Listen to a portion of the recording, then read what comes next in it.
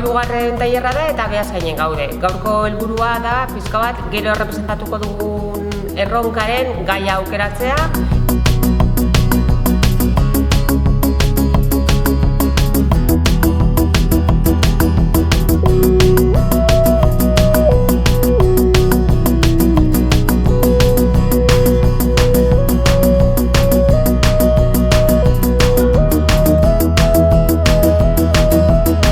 Landu ditugu ideia ezberdinek erronkan ingurun eta taldeen, baino ongean talde meintzet itxigea konklusio batea izango zena hezkuntza dala ideia guzti horiek biltzen dituna.